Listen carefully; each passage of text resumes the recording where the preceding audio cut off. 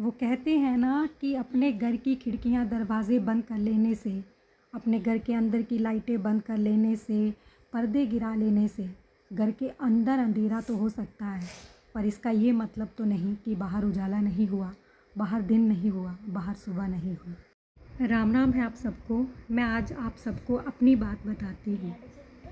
मैं एक रात ऐसा सोई कि बहुत देर तक सोई ही रही। बाहर उजाला हो गया था, पर मैं ये मानने को तैयार नहीं थी, क्योंकि मैंने भी मेरे घर की खिड़कियां दरवाजे बंद कर रखे थे। पर मेरे ना जागने का मतलब ये नहीं कि बाहर उजाला नहीं हुआ, बाहर दिन नहीं हुआ। अब आप सबको लग रहा होगा कि मैं ये क्या बोल रही हूँ, क्यों बोल रही हूँ। तो बात कुछ इस तरह से है कि कुछ महीनों पहले मैं बीजेपी की बहुत बड़ी फ़ैन थी। बीजेपी को वोट भी दिया है, दिल से बीजेपी को बहुत मानती थी, क्योंकि मुझे लगा था ये देश हित की बात करते हैं। जो खामियां दूसरे अपोजिशन में हैं, उन मिनिस्टरों की खामियों को गिनवाते हैं, कौन भ्रष्टाचारी है, भ्रष्टाचार के खिलाफ़ आवाज़ उठाते हैं और खुद कहते थे कि जब हम सत्ता में आएंगे, अगर आप हमें सत्ता में लाते हो, हमें उस पद पे लाते हो, तो ये सब नहीं होगा, भ्रष्टाचार नहीं रहेगा। वुमेन की सेफ्टी की बात करते थे, एजुकेशन की बात करते थे। बस यही सब सोच कर कि वो हमारे देश के हित की बात करते हैं, और अगर देश और सत्ता अगर इनके हाथों में आती है तो हमारा देश सुरक्षित रहेगा, हमारा देश सुरक्षित हाथों में रहेगा।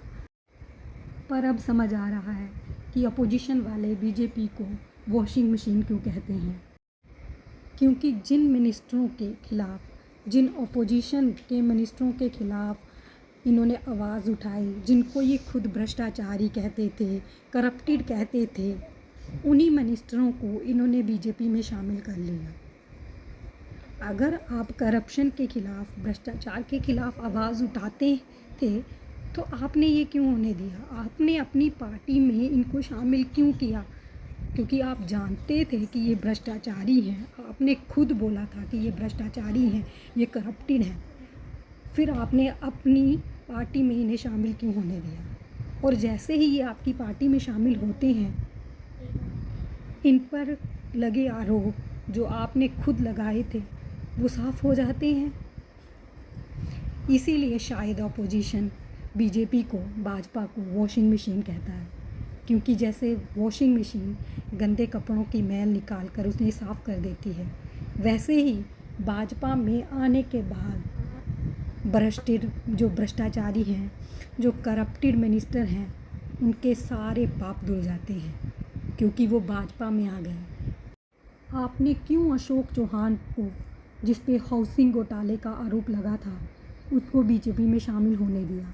आपने क्यों अजीत पवार को, जिन पे सिंचाई घोटाले का आरोप लगा था, बीजेपी में शामिल होने दिया? आपने क्यों शुवेंदु अधिकारी को, जिन पर नारदा स्टिंग ऑपरेशन के घोटाले का आरोप लगा था, शामिल होने दिया?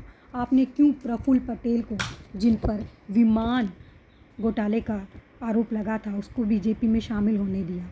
ऐसे 23-24 नेता हैं जो अपोजिशन में थे और जिनके खिलाफ आप ही बोलते थे कि ये भ्रष्टाचारी हैं, ये करप्टेड हैं। बीजेपी में शामिल होते ही उनके ऊपर जो आरोप लगे थे वो सब साफ हो गए। पहली बात, उनको आपने अपनी पार्टी में शामिल ही क्यों होने दिया? हमने तो आपको ये सोचकर वोट दिया था कि आप देश को ऊंचाइयों पे ले जाओगे, भ्रष्टाचार को ख़त्म करोगे, पर आप तो खुद ही भ्रष्टाचारी निकले। तो फिर अब खिड़कियां दरवाजे बंद करने से कुछ नहीं होगा, जागना होगा, वरना बाद में पछताते रह जाओगे। धन्यवाद।